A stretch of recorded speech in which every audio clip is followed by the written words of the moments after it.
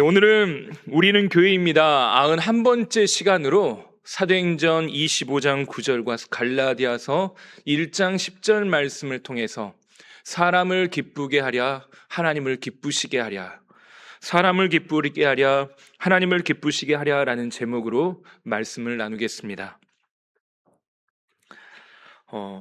우리는 수많은 결심을 하며 삽니다. 지난주에도 말씀드렸지만 벌써 2026년이 한 달이 지났습니다. 얼마 전까지만 해도 제가 설교를 작성할 때마다 꼭 연도, 월, 일을 기록을 해놔요. 언제 어떤 설교를 했는지 저도 기록을 남기기 위해서 하는데 2025년이라고 썼다가 지운 적이 한두 번이 아닙니다. 근데 지금은요, 가만히 있어도 2026년이라고 써집니다. 한 달의 시간들이 지나다 보니까 저도 이제 2026년이라고 하는 단어가 조금씩 익숙해지는 것 같습니다. 더 좋은 사람이 되고 싶고, 더 건강한 가정을 이루고 싶고, 더 많은 선한 것들을 하고 싶은 것이 우리의 마음에 속에 있는 그런 생각이고 소원인 것 같습니다. 근데 안타깝게도 새로운 다짐과 목표는 30일 이상 지속하기가 쉽지 않다는 겁니다. 어제 청소년부 수련회를 아이들이 다녀왔습니다. 이렇게 해보겠다, 저렇게 해보겠다, 이런 생각들을 가지고 있지만 30일을 지키는 것이 매우 쉽지 않다는 겁니다. 이렇게 생각도 해보고 이렇게 해보고 내가 이렇게 주님 앞에 살아보겠다고 결단하지만 그것을 30일 이후로 끊임없이 그것을 지켜가고 행동하고 결단하며 그렇게 사는 건 매우 쉽지 않은 일이라는 거죠. 이 과정 가운데는 사탄이 우리를 올가매는 것들이 있습니다. 정죄하기도 하고 넘어지기를 바라고 유혹하는 일도 있죠. 또한 우리 마음속에 의지력도 약해집니다. 이렇게 하려고 했던 걸 조금씩 타협하고 양보합니다. 양보는 다른 사람에게 해야 되는데 내가 무언가 결단하는 거에 대해서 양보하는 건 얼마나 너그러운지 모릅니다. 그러면 왜 의지력이 약한 걸까라고 하는 거에 대해서 심리학 연구에 따르면 마음의 의지력이란 신체 근육과 비슷하답니다. 우리가 열심히 운동을 하는데 전반전부터 후반전까지 축구를 한다라고 했을 때 처음 시작할 때 뛸 때와 마지막 90분이 경과한 그때 뛰는 건 속도나 힘이나 그런 것이 결코 같을 수가 없습니다. 왜냐? 내가 가지고 있는 근력이라고 하는 것이 일정한 한계를 가지고 있기 때문에 그래요. 근데 이 심리학 연구에 따르면 우리가 가지고 있는 의지력도 피로감을 느낄 수밖에 없답니다. 근력과 마찬가지로 계속해서 반복되다 보면 이 결단들이 약해지고 희미해지고 결국엔 잊어버릴 수 있다라고 하는 것이 이 심리학의 연구 결과입니다. 열심히 살아보려고 노력하고 또 노력하지만 의지가 제대로 작동하지 않는 건 의지적 노력, 내가 이렇게 살아보겠다고 노력한 것이 오히려 내 몸을 피로하게 만들고 피로감 속에서 이걸 놔버리기 때문에 그렇다는 거죠. 사경회 때 저하고 같이 강의를 들으셨던 분들은 들으셨겠지만 학교 다닐 때 친구들 중에 집합박사라고 부르는 친구들이 있었습니다. 집합박사. 학교 다닐 때만 해도 전국의 고등학생이라면 모두 한 권씩 가지고 있을 만한 참고서가 하나 있었는데 그 참고서가 수학의 정석이라고 하는 책입니다. 찾다 보니까 오래된 책밖에 없더라고요. 요즘도 애들이 이 책을 보는지 모르겠지만 적어도 저희 애들은 이 책을 안 가지고 있습니다. 예전에 수학 공부를 하겠다고 하면요, 가장 먼저 펼치는 책이 교과서 대신 수학의 정석이었습니다. 수학 공부를 열심히 하겠다고 마음먹으면 그때부터 풀기 시작하는데 제가 고등학교 다닐 때 수학의 첫 단원이 무엇이었냐? 집합이라고 하는 단원이었습니다. 정석을 풀면 집합 부분을 열심히 풉니다. 근데 문제가 뭐예요? 집합 이 파트, 이 과목을 넘어가질 못합니다. 그래서요, 항상 수학을 공부해야겠다고 펼쳐서 다시 돌아가는 데가 어디냐? 집합 첫 부분입니다. 그래서 공부를 어디까지만 하냐? 집합까지만 해서 너는 집합 박사다라고 부르는 겁니다. 이 친구들의 특징이 있는데, 이 수학의 정석이라고 하는 이 책이 매우 두꺼운 책인데, 이 책에 이 친구들이 어떻게 공부하는 흔적이 옆 테두리에 다 담겨 있습니다. 우리도 성경책을 읽다 보면요, 성경을 많이 펼쳐진 곳에 길이 나고 거기에 금색이든 빨간색이든 그것이 다른 게 정상입니다. 이 정석의 집합만 푸는 친구들은 어떻게 되냐? 집합 부분만 까맣게 나이테처럼 그 옆을 테두리를 만들어내고 있습니다. 집합만 공부한다라고 하는 의미에서 집합 박사라고 불렀는데, 이것이 바로 의지력의 연약함, 우리가 가지고 있는 부족함입니다. 이건 뭐 그것만 공부했던 친구들이 어디 있겠습니까마는, 이것이 어떻게 보면 의지력이 약하다라고 하는 저와 또 우리 모두의 상징적인 모습이 아닐까라는 생각이 듭니다. 그러면 우리가 무언가를 열심히 하지만 의지와 노력만으로 안 된다라고 하는 걸 생각한다면 어떻게 하면 좋을까? 이 의지를 넘어서게 만드는 것은 무엇일까라고 하는 걸 우린 고민해 볼 필요가 있습니다. 의지를 넘어서게 한다. 내가 가지고 있는 근력도 어떤 임계점을 넘어야지만 그 근력이 강화되면서 지구력들이 형성되는 것처럼 의지도 내가 가지고 있던 어떤 한계, 임계점을 넘어서야지만 이 의지가 결국 나의 습관을 만들고 삶을 형성하게 됩니다. 그러면 그렇게 하기 위해 필요한 것은 무엇일까요? 군대에 있을 때요, 귀에 못이 닿도록, 때로는 피가 나도록 들었단 말이 하나 있습니다. 피할 수 없으면 즐겨라. 피할 수 없으면 즐겨라. 이 말은 정말 가혹한 말입니다. 피할 수 없다라는 과정 자체가 이게 굉장히 어려운 말이죠. 다시 말해 군대에 끌려왔으니까 이왕 끌려온 거 재밌게 군생활을 보자라고 하는 건데, 이건 군생활 아무 탈 없이 무탈하게 그냥 하라는 그런 말로 들렸습니다. 또 이와 비슷한 말로 즐기는 사람을 절대 이기지 못한다라는 말도 있습니다. 근데 여기에는 매우 중요한 이야기, 우리에게 하는 교훈적 메시지가 담겨 있습니다. 피할 수 없으면 즐겨라. 즐기는 사람을 이길 수 없다라고 하는 말에는 내가 가지고 있는 의지력보다 즐기고 좋아하고 사랑하고 관심을 갖는 것, 그것이 어쩌면 더 큰 힘으로 작동한다라는 것이죠. 내가 가지고 있던 지금 의지력, 이것보다 더 큰 힘으로 이 즐기는 일들이, 사랑하는 일이, 관심을 갖는 일이 더 큰 힘으로 작동할 수 있다는 겁니다. 의지나 결단을 넘어 즐기고 사랑하는 것, 갈망하는 것이 매우 중요합니다. 이건 제 이야기가 아니라 영국의 철학자 데이비드 휴미 이런 말을 했습니다. 이성은 욕망의 노예이며 그 이상일 수 없다. 내가 생각하고 판단하는 건 내가 바라는 무언가를 그것을 합리화하기 위한 어떤 뒷받침, 뒷걸음이라는 겁니다. 인간이 대단히 이성적인 것 같지만 우리의 이성은 내 욕망에 끌려다닐 수밖에 없다. 결단하고 의지를 한다는 건, 이 머릿속에 작동하는 이것은요, 내가 가지고 있는 어떤 마음의 감정들, 생각들, 욕망들, 이것을 넘어서기에는 매우 힘들고 어렵다는 겁니다. 그래서 성경은 우리에게 이 부분을 분명하게 이야기하시는데, 여러분, 하나님을 안다는 것은 무엇입니까? 하나님을 어떻게 알아갑니까? 우리는 하나님을 알기 위해 가장 우리에게 주신 기초로 이 성경을 읽고 공부하고 이 성경을 배웁니다. 이 안에 있는 하나님의 어떤 분이신지 우리는 알 수 있도록 하나님께서 계시의 말씀으로 우리에게 주신 것을 우리는 믿습니다. 또한 더 나아가서 우리는 어떤 교회의 시스템 안에서, 또 예배의 형식 안에서 우리가 이렇게 하나님을 알아가기 위해서 발버둥을 치죠. 근데 성경에서 우리에게 하나님을 아는 방법을 가르쳐 주시는데 그것을 뭐라고 표현하냐? 하나님을 사랑하라 라고 말합니다. 하나님을 사랑하라. 하나님을 사랑하되 마음과 뜻과 정성을 다해 온 마음을 주께 기울여서 사랑하라는 것입니다.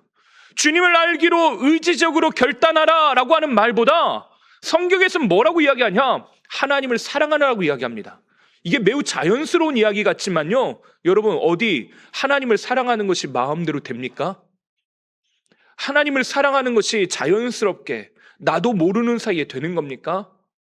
내가 가지고 있는 의지보다 더 큰 힘으로 작동해야지만 가능한 것입니다.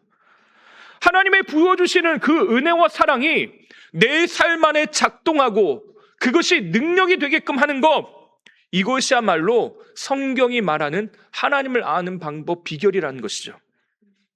우리가 살펴보고 있는 이 사도행전 속 바울 주변에 이 24장부터 지난주에 봤던 24장과 25장에 보면 주변에 등장하는 인물들이 있습니다.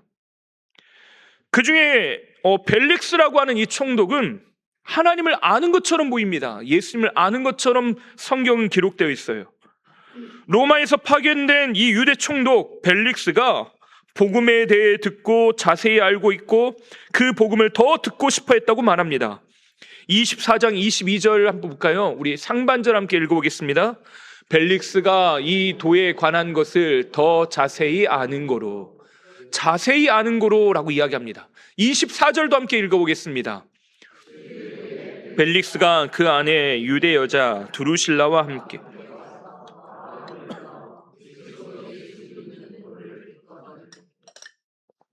26절 하반절도 함께 읽어보겠습니다. 더 자주 불러 같이 이야기하더라. 우리가 지난주에 함께 살펴봤던 말씀들인데 이 벨릭스의 지금 행동을 뭐라고 하냐? 복음에 대해서 알고 있고 그 복음에 대해서 들었고 복음에 대해서 듣고자 이야기를 나눴다고 이야기합니다. 그러나 복음이 말하는 바가 삶의 구체적인 상황에 대해서 의와 절제와 심판의 메시지가 그의 마음 폐부를 찌르기 시작할 때 결국 두려워하여 더 이상 복음에 귀를 기울이지 않습니다. 예수에 대한 자신의 나름의 판단에 대한 정보들을 가지고 있습니다. 근데 그것이 정보 이상의 것이 되지를 못하는 거예요. 예수님이 어떤 분인지 듣긴 들었는데 예수님이 나에게 어떤 분인지는 정확하게 모르는 겁니다. 지금까지 들었던 말씀이 나의 삶의 능력이 되지 못하고 나의 탐욕을 채우는 방향으로 완전히 돌아서 버립니다. 그래서 24장 26절에 보면 바울에게 뒷돈을 원했던 베스도의 이야기가 등장을 하죠. 부정부패를 일삼았던 벨릭스 총독이었나 봅니다. 결국 역사적 기록에 따르면 불명예 퇴직, 이 부정부패로 인해서 불명예 퇴직을 했다라고 하는 것이 일반적인 견해입니다. 이런 벨릭스의 상황, 벨릭스의 마음의 중심이 어디 있는가를 분명하게 이야기하고 있는 것이 24장 27절 말씀입니다. 우리 함께 읽어보겠습니다. 이태가 지난 후 보르기오 베스도가 벨릭스의 소임을 이어받으니 벨릭스가 유대인의 마음을 얻고자 하여 바울을 구류하였더라. 벨릭스가 유대인의 마음을 얻고자 바울을 2년 동안 감옥에다가 가둬놨답니다. 구류를 했대요. 그 이후에 보르기오 베스도가 벨릭스의 소임을 이어받았다. 후임자로 총독으로 부임했다는 거죠. 근데 2년 동안 이 벨릭스가 왜 바울을 가둬뒀냐? 유대인의 마음을 얻고자. 벨릭스의 마음이 지금 어디로 향하고 있습니까? 대중의 환심을 사는 데 있습니다. 주의 말씀을 들었습니다. 그 말씀을 통해 진리가 무엇인지 들었습니다. 그런데 그 말씀을 따라서 내 삶의 방향을 돌린 게 아니라 뭐에 관심이 여전히 있었다고요? 대중의 환심을 사는데 관심이 있었다는 거예요. 초점이 거기에 있습니다. 근데 이것이 다음 총독으로 등장하는 보르기오 베스도에게 정확하게 그대로 재현이 됩니다. 오늘 우리가 읽었던 25장 9절 말씀을 함께 읽어보겠습니다. 베스도가 유대인의 마음을 얻고자 하여 바울더러 묻되 내가 예루살렘에 올라가서 신문을 받으려느냐. 베스도가 어떻게 했다고요? 유대인의 마음을 얻고자 하여 벨릭스가 했던 것과 똑같은 행동을 하고 있습니다. 물론 정치인들이잖아요. 대중의 지지, 여론은 매우 무섭습니다. 특히 자기가 가지고 있는 이 자리를 지키기 위해서는 주변에 있는 대중들의 환심을 사는 건 매우 중요한 이유인 것 같습니다. 특히 벨릭스가 불명예 퇴직을 했기 때문에 베스토에게 있어서는 이 문제가 매우 중요한 문제였을 것입니다. 근데 문제는 옳으냐 그르냐라고 하는 판단이 아니라 여전히 유대인의 마음을 얻고자 했다는 것입니다.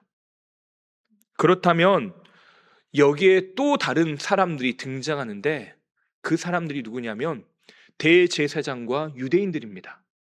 이 사람들은 어떻게 했을까요? 대제사장과 유대인들은 우리가 흔히 말하는 하나님의 백성이라고 불리는 사람들입니다.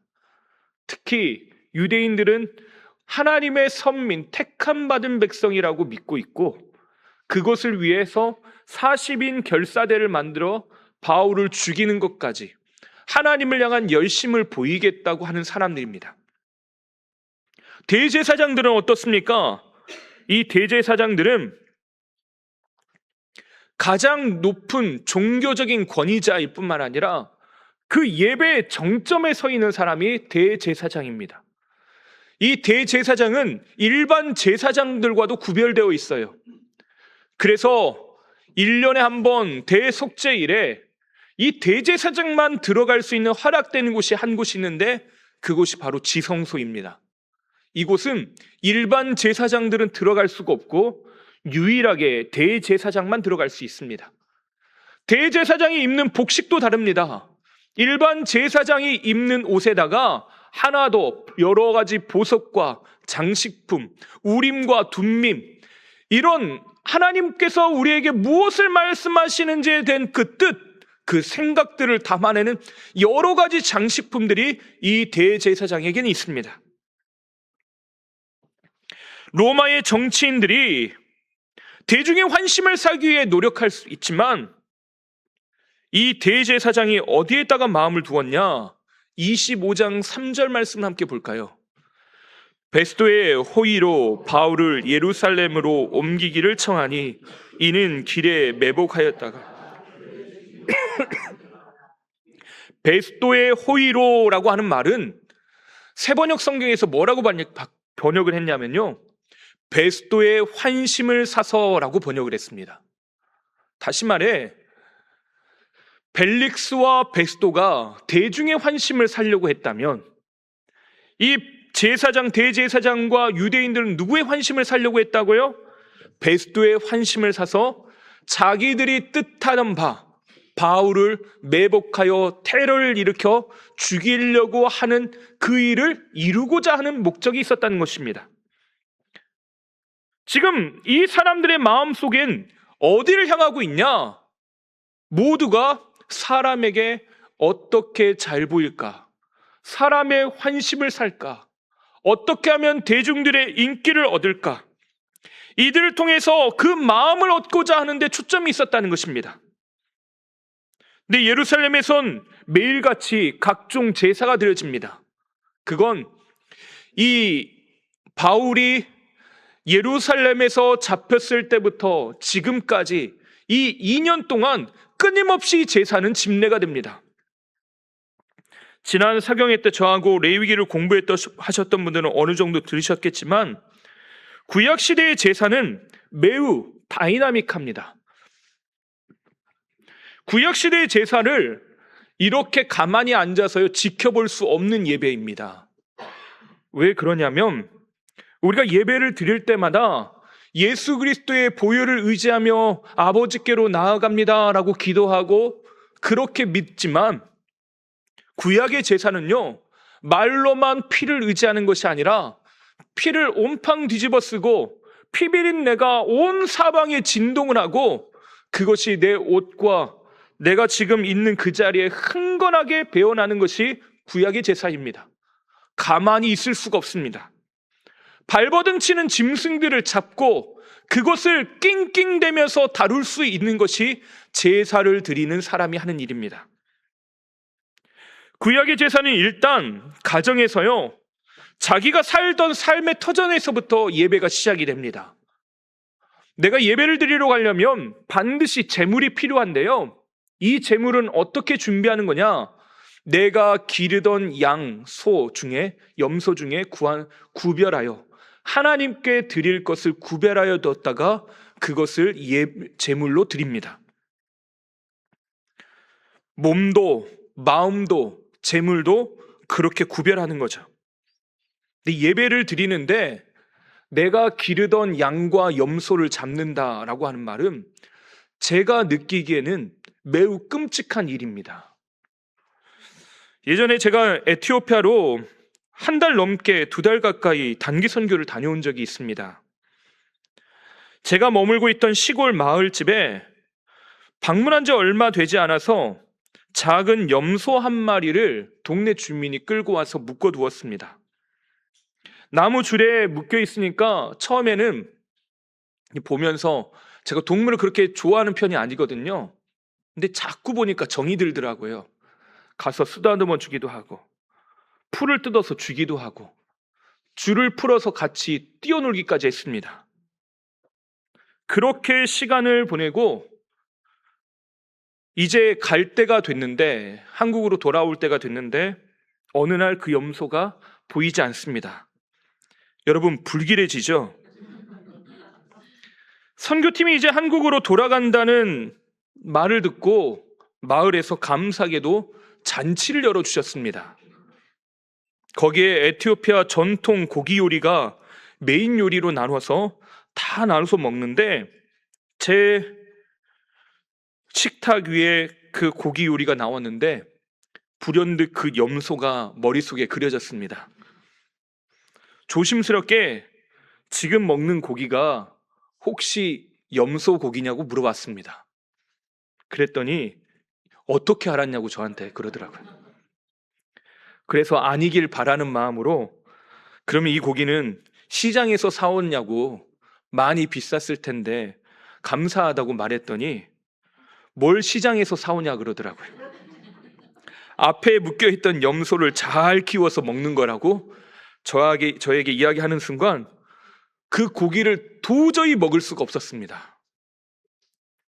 지금까지요, 같이 제가 이 염소를 먹을 것이라고 하는 생각을 단 한 번도 해본 적이 없이 염소를 돌봤습니다. 처음엔 낯설지만요, 풀도 주고 쓰다듬어 주고 같이 뛰어놀기까지 했습니다. 근데 사랑으로 돌본 염소를 먹는다니 생각하니까 얼마나 끔찍했겠습니까? 내 옆에 있던 후배가 그런 말을 하더라고요. 형, 배가 돌 고파서 그래. 근데 이분들이 그렇게 한 이유가 있었습니다. 내가 정성스럽게 길러낸 염소를 소중한 사람에게 정성스럽게 내어준다라고 하는 의미가 거기에 담겨 있다는 겁니다. 그래서 제가 정말 눈물을 머금고 그 염소고기를 먹었던 것이 아직도 머릿속에 남아 있습니다. 안 먹을 수가 없잖아요. 근데 이 일을, 하나님 앞에 나아가는 제사를 드리는 이거에 대해서 생각할 때마다 떠오르는 한 장면입니다. 내가 소중하게 구별한 양, 그것을 하나님께 가지고 나옵니다. 그리고 그 양을 그냥 내버려 두는 것이 아니라 가지고 나와 그 양에게 안수를 합니다. 안수를 하는과 동시에 어떤 일이 벌어지냐? 이 양은 이제 내가 되는 겁니다. 그냥 양이 아니라 나와 동일한 게 돼요. 나의 모든 죄를 이 양에게 전가해서 이 양이 내 모든 죄와 연약함을 짊어지게 됩니다. 그러면 그 양이 내가 되는 순간 예배자는 뭘 할까요? 예배자는 이 전가되어 있던 그 양의 숨통을 끊습니다. 많은 분들이 착각하는 것이 여기서 양을 잡는 것이 제사장의 역할이라고 생각하는데요, 성경에서는 그것이 제사장의 역할이 아니라 예배 드리러 온 예배자의 역할이라고 합니다. 내가 죽는 겁니다. 그것도 누구의 손에 의해서요? 나의 손에 의해서.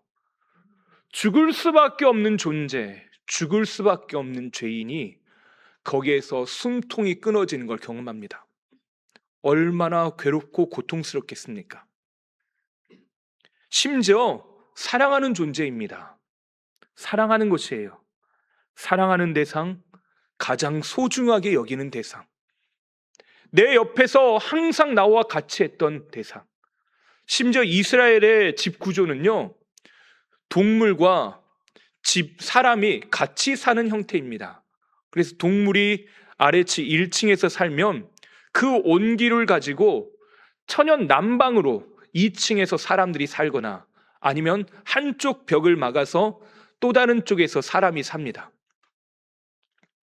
늘 가까이에서 그 소리를 듣고 함께 지냈던, 때로는 같이 밥 먹고 때로는 광야를 돌아다니기도 하고 못된 짐승을 만나기도 했던 그 양이 나에 의해서 죽는 겁니다.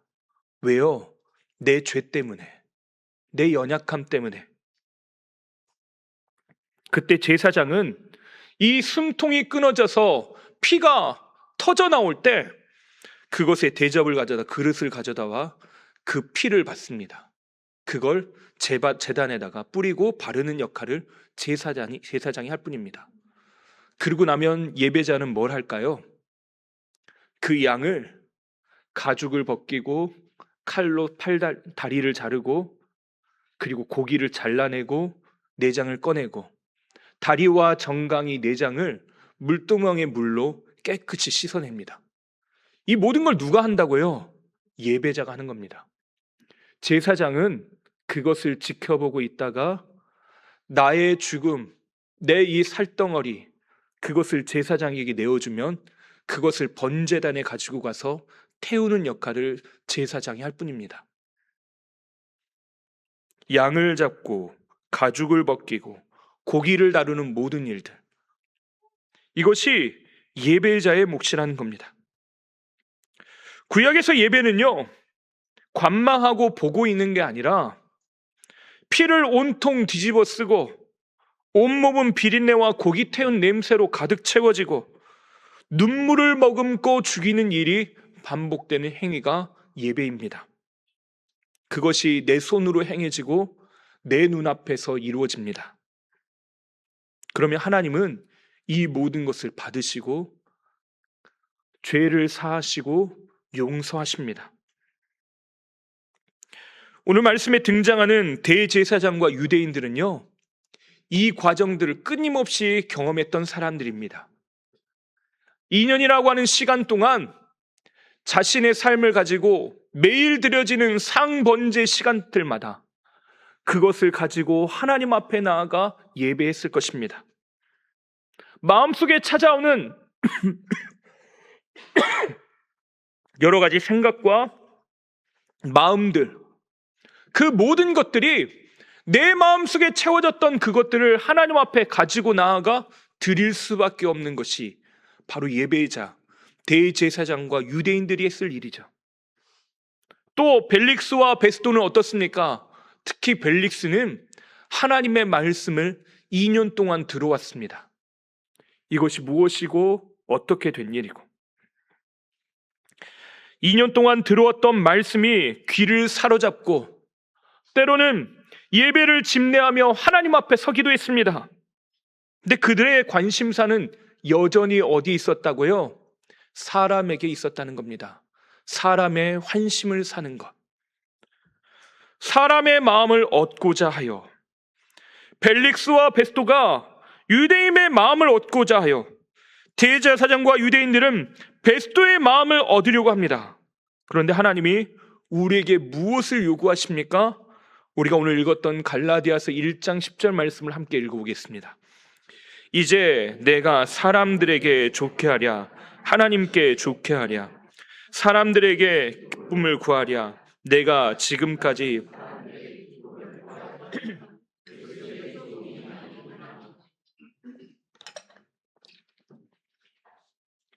바울이 갈라디아에 있는 교인들에게 편지를 보냅니다. 그들에게 편지를 보내면서 이 갈라디아서 1장을 시작하면서 인사말도 다 집어치워 버립니다. 보통 이때 당시에 그 편지의 형식이라고 있는데 형식을 파괴하고 뭐부터 이야기하냐면요, 내가 하고 싶은 말 본론부터 꺼냅니다. 그 본론이 뭐냐면 다른 복음은 없다라고 하는 거예요. 다른 복음은 없다. 그만큼 너무나도 중요하고 그 말을 전달하고 싶은 이 바울의 마음의 심정이 있었다는 겁니다. 대뜸 하는 말이 다른 복음은 없다라고 말했는데, 조금 전에 읽은 갈라디아서 1장 10절에서 이 다른 복음이 무엇이겠습니까? 무엇이 다른 복음이겠습니까? 사람들에게 좋게 하는 것, 그것이 다른 복음인 겁니다. 그렇다면 우리가 나아가야 될 방향은 무엇입니까? 하나님께 좋게 하는 것입니다. 하나님을 기쁘시게 하는 것. 성경은 나의 초점이 하나님께로 향하지 않으면 성경이 말하는 긍정적인 변화, 그 변화라고 하는 건 절대로 있을 수 없다고 말합니다. 하나님을 기쁘시게 하는 것과 사람을 기쁘시게 하는 것의 차이를 나누는 것 매우 어려운 것처럼 보이지만요, 그 하나가, 그 종이장 하나 차이 같은 그 작은 차이 하나가 무엇을 만드냐? 나의 지금 신앙과 내가 하나님 앞에 서 있는 나의 모습, 이 변화를 결정짓는 굉장히 중요한 조건이 됩니다. 1986년 1월 28일에 우주왕복선 챌린저호가 발사되었습니다. 이 우주왕복선은 지금 현재 돈으로 약 7조 가까이 되는 천문학적인 비용을 투자해서 개발한 당시 최고의 과학적 산물이었습니다. 우주왕복선을 발사하기 전부터 냉전이라고 하는 세계 정세와 맞물려서 진보된 미국의 과학 기술을 홍보하기 위해서 매스컴도 열을 올렸고, 무수한 사람들이 이 우주선이 발사되는 것을 TV로 지켜보았습니다. 실제로 이제 우주시대가 미래 이야기가 아니라 우리의 현실이 될 것이라고 판단하는 생각이 세계적으로 우세했습니다.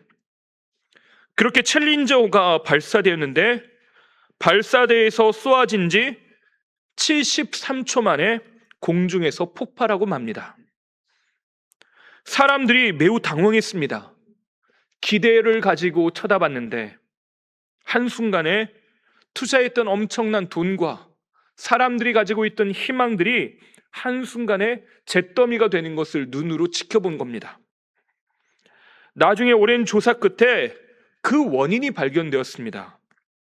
그 원인은 추운 날씨로 인하여서 고무 오링이 경화되어서 고온 고압 가스가 누출되어 외부 연료 탱크가 붕괴 폭발한 겁니다. 지금 빨간색 원 안에 들어있는 동그라미 2개가 보이시죠? 이게 고무 패킹이랍니다. 고무 패킹 하나 때문에 저 엄청난 우주왕복선, 저것이 폭발하여서 한순간 물거품이 됐다는 겁니다. 정말 아무것도 아닌, 전체의 부품에 의해 아무것도 아닌 사소한 것처럼 보입니다. 근데 그것 하나 때문에 폭발해 버렸다는 거죠. 아무것도 아닌 것 같은 작은 하나, 그것이 매우 중요할 수 있습니다. 바울이 사람을 좋게 하랴, 하나님을 좋게 하랴 하는 질문은 매우 본질적인 질문입니다. 내 마음의 중심이 어디 있느냐를 물어보는 것입니다. 내가 예배 가운데 나왔는데 내 지금 마음의 온 중심이 어디로 향하고 있고 누구에게 지금 집중되어 있는가 묻는 본질적인 질문입니다. 내 뒤에 있는 권사님이 지금 나를 어떻게 생각할까? 나는 사람들이 생각할 때 어떤 사람인가? 이것도 매우 중요한 질문입니다. 하지만 주님은 물어보십니다. 지금 예배드리러 왔을 때 주님은 나와 하나님과의 관계가 1대1의 관계일 뿐만 아니라 그 하나님을 만남에 있어서 의지적으로, 결단으로 그 정도만 하는 것이 아니라 하나님을 진짜로 사랑하는 자리에 나오기를 우리에게 요청하고 계십니다. 의지를 이겨내는 것, 그것은 결단을 넘은 사랑과 갈망에 있습니다. 이 질문에 정확하게 대답하지 않으면 우리는 제2의 벨릭스, 제2의 베스도, 제2의 대제사장과 유대인 무리들이 되는 것입니다.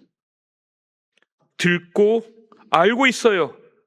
실제로 종교 행사에 참여합니다. 그런데 그 이상은 절대로 될 수 없다는 것입니다.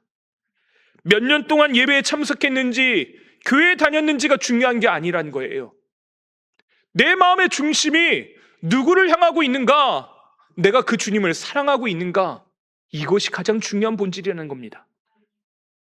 수십 년을 교회를 다녀도요, 매스컴에서 나오는 교회의 나쁜 소식들의 대부분은요, 교회에 오래 다녔다고 면제되는 게 아니더라고요. 내가 주 앞에서 어떻게 서 있는 사람인가? 누구를 기쁘게 하는 사람인가? 내 마음의 중심은 어디로 향하고 있는가? 그것이 가장 중요한 문제라는 것입니다. 오늘도 우리는 예배의 자리에 나와 있습니다. 사랑의 결핍이 있으면 정말 죄송한 말씀이지만 이 자리는 무의미한 자리가 됩니다. 2년을 들어도 변화가 찾아올 수가 없습니다. 수십 년을 예배를 드려도 변화가 없습니다. 이것이 벨릭스와 대제사장의 이야기라고 생각하지 마십시오. 이것이 오늘 하나님께서 저에게 또 우리 모두에게 하시는 하나님의 음성입니다. 새벽에 때로 기도하시다가 보면 감정에 북받쳐 우시는 분들이 계십니다. 조용한 예배당 안에서 그렇게 기도하시는 걸 들으면 어떤 분들에겐 이것이 불편하게 느껴질 수도 있을 것 같습니다. 그러나 여러분, 양해해 주십시오. 우리가 누구 앞에서 울겠습니까? 하나님밖에 없습니다. 우리가 소원해야 될 것은 하나님 외에는 기대하고 바랄 뿐이 없습니다. 내 처지, 상황, 때로는 믿음으로 살아내기 위해서 발버둥치며 하나님 앞에 나아가 그분을 갈망하는 것 외에는 우리에게 답이 없습니다. 많이 듣는다고, 많이 알고 있다고, 많이 예배에 참여했다고, 기도를 오랜 시간 한다고, 그것이 우리의 믿음을 보장해 주는 게 아니에요. 내가 하나님 앞에 나아가 기도하고 있는가? 나는 이 예배 가운데 주님을 만나고 있는가? 내가 주 앞에 살기를 원하는가? 그 하나님이 빠진 나의 열심은 나의 열심으로 끝나버리는 것입니다. 2026년을 시작하면서 예배를 인도하러 나올 때마다 계속 간절하게 기도하는 것이 있습니다. 하나님의 임재로 가득한 예배가 되는 것, 그것을 정말로 간절히 구하면서 예배를 인도하러 나옵니다. 나는 어떻게 주 앞에 반응하고 있는가? 나는 오늘 이 예배 가운데 하나님께 최고의 것을 드리기 위해서 나는 어떻게 마음을 쏟아내고 있는가? 오늘 이 말씀을 준비하면서 저를 돌아봤습니다. 나는 얼마나 간절함을 갖고 있고 이 말씀이 나에게 능력이 되기를 소원하고 있는가? 하나님의 사랑이 없으면 우리는 사랑입니다라고 하는 말은 공허한 슬로건에 불과합니다. 하나님의 사랑이 우리의 심령을 가득 채워야 합니다. 하나님을 향해서 내가 의지적으로 나아가는 걸 넘어 주님을 사랑하는 자리에 나아가야 합니다. 우리가 드려지는 예배에 수많은 분들이 오늘도 헌신하고 있습니다. 여러 기자재와 방송, 효과, 음악적 요소들을 더하면서 우리가 예배를 드리고 있습니다. 이분들의 헌신이 얼마나 귀한지 모릅니다. 근데 의지와 습관을 따라 주 앞에 나아가는 걸 넘어 주님을 갈망하고 사랑하는 자리에 우리가 나아가게 되길 바랍니다. 오늘 우리에게 맡겨진 수많은 사명과 하나님의 부르심들이 있습니다. 얼마든지 이것을 우리는 최고의 노력과 열심을 가지고 할 수 있습니다. 근데 주님은 전심으로 주님을 사랑함으로 하라고 말씀하십니다. 하나님을 기쁘시게 하는 것, 사람을 기쁘게 하는 것이 왜 중요하지 않겠습니까? 근데 하나님을 기쁘시게 하는 것이 없다면 결국 그것은 메마른 구호에 불과합니다. 하나님을 기쁘시게 하는 자리에 우리가 나아가기를 원합니다.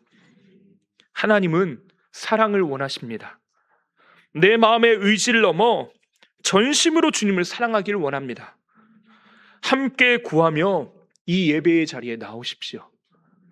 우리의 예배가 시작되어지는 삶의 자리에부터 내 마음과 몸을 구별하고 내가 하나님 앞에 드릴 나의 삶을 구별하여 하나님 앞에 내어드리는 은혜와 감격이 있는 예배가 되기를 원합니다.